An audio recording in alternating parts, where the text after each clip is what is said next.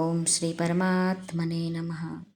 આગલા 27મા શ્લોકમાં આપણે જોયું કે ભગવાન કહે છે કે પરમાત્માના ઉદ્દેશ્યથી કરવામાં આવેલા કર્મો સત બની જાય છે, પરંતુ પરમાત્માના ઉદ્દેશ્ય રહિત જે કર્મો કરવામાં આવે છે તેને શું કહેવામાં આવે છે તે ભગવાન આજના શ્લોકમાં, એટલે કે આજનો શ્લોક છે શ્રીમદ્ ભગવદ્ ગીતા અધ્યાય 17મો શ્રદ્ધાત્રય વિભાગ યોગનો 28મો શ્લોક. આજે આ છેલ્લો શ્લોક 28મો અને પુષ્પિકા. શ્રી ભગવાન ઉવાચ અશ્રદ્ધયા હુતં દત્તં તપस्तत्तै कृतै ચ યત અસદિત્યુચ્યતે પાર્થ ન ચ તત્પ્રેત્ય નો ઇહ. ભગવાન અર્જુનને કહે છે, હે પાર્થ, વગર શ્રદ્ધાએ કરાયેલો હવન, વગર શ્રદ્ધાએ દીધેલું દાન, વગર શ્રદ્ધાએ આચરેલું તપ અને જે કંઈ પણ કરવામાં આવેલું શુભ કર્મ છે એ બધું જ અસત કહેવાય છે. માટે એ ન તો આ લોકમાં લાભદાયક છે કે ન તો મર્યા પછી. રામસુખદાસજી મહારાજ વર્ણવે છે કે જેની શાસ્ત્રમાં આજ્ઞા છે એવું જે કોઈ કર્મ અશ્રદ્ધાપૂર્વક કરવામાં આવે બધું અસત કહેવામાં આવે છે. મહારાજ કહે છે કે તો પછી આ લોકો શાસ્ત્રમાં શ્રદ્ધા નથી રાખતા તો યજ્ઞ કેમ કરે છે? તો મહારાજ વર્ણવે છે કે એ લોકો આ કર્મ એટલા માટે કરે છે કે લોકોમાં આ કર્મ પ્રચલિત છે, તેમને કરવાવાળાઓને લોકો આદર આપે છે, સત્કાર આપે છે, કરવાનું સારું માને છે. એટલા માટે સમાજમાં સારા બનવાને માટે, સારા દેખાવાને માટે અને જે લોકો યજ્ઞ વગેરે શાસ્ત્રીય કર્મ કરે છે તેમની શ્રેણીમાં ગણાવવા માટે શ્રદ્ધા ન હોવા છતાં પણ અસત કર્મ એટલે કે શાસ્ત્ર વિરુદ્ધ યજ્ઞ, દાન, તપ કરે છે.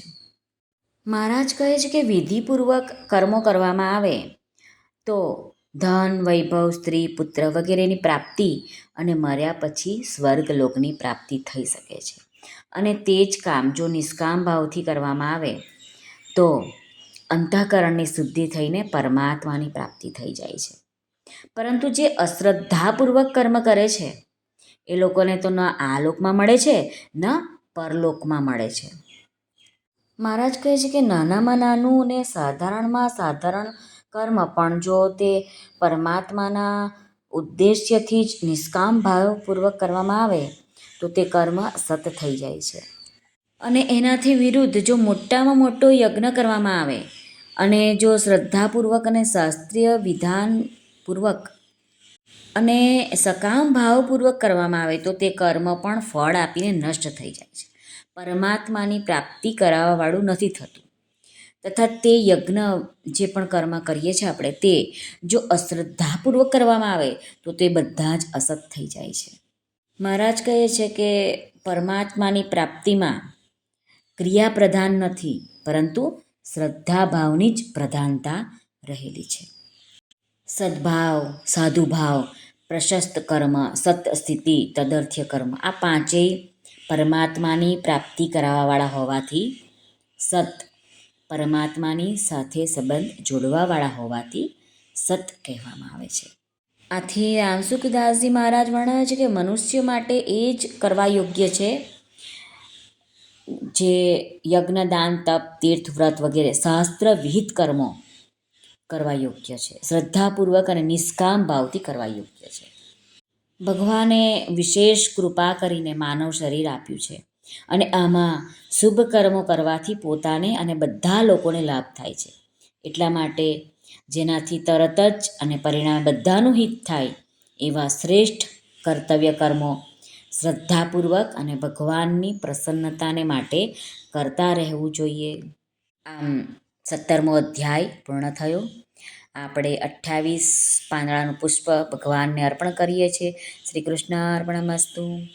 ઓમ તત્સદિતિ શ્રીમદ્ ભગવદ્ ગીતાસુ ઉપનિષત્સુ બ્રહ્મ વિદ્યાયાં યોગશાસ્ત્રે શ્રી કૃષ્ણાર્જુન સંવાદે શ્રદ્ધાત્રય વિભાગ યોગો નામ સપ્તદશોધ્યાય. આનો અર્થ જોઈએ. આ રીતે ઓમ, તત્ અને સત આ ભગવાનના નામોના ઉચ્ચારણપૂર્વક બ્રહ્મવિદ્યા અને યોગ શાસ્ત્રમય શ્રીમદ ભગવદ્ ગીતોપનિષદ રૂપી શ્રી કૃષ્ણ અર્જુન સંવાદમાં શ્રદ્ધાત્રય વિભાગ યોગ નામનો 17મો અધ્યાય પૂરો થયો. ઓમ શ્રી કૃષ્ણાર્પણમસ્તુ. ઓમ હરયે નમઃ. હરયે નમઃ. હરયે નમઃ. આપને 17મા અધ્યાયના એક એક શ્લોકનું વિવેચન પસંદ આવ્યું હશે. જો આપને ગમતા હોય, પસંદ આવ્યા હોય તો આ ચેનલ છે ધાર્મિક ગીતા પ્રેમધારા, એને લાઇક, શેર અને સબસ્ક્રાઈબ જરૂરથી કરશો, જેથી આવનારા દરરોજના શ્લોકો તમારા સુધી તરત પહોંચી શકે. આપ સર્વનો ખૂબ ખૂબ ધન્યવાદ, આભાર. જય શ્રી કૃષ્ણ. રાધે રાધે. હરિઓમ તત્સત. જય ગુરુદેવ દત્ત. જય સ્વામિનારાયણ. જય માતાજી. નમઃ પાર્વતી પતે. હર હર મહાદેવ. હર સિદ્ધેશ્વર મહાદેવની જય. જ્ઞાનંદની જય. સર્વનું કલ્યાણ થાઓ, સર્વનું કલ્યાણ થાઓ, સર્વનું કલ્યાણ થાઓ.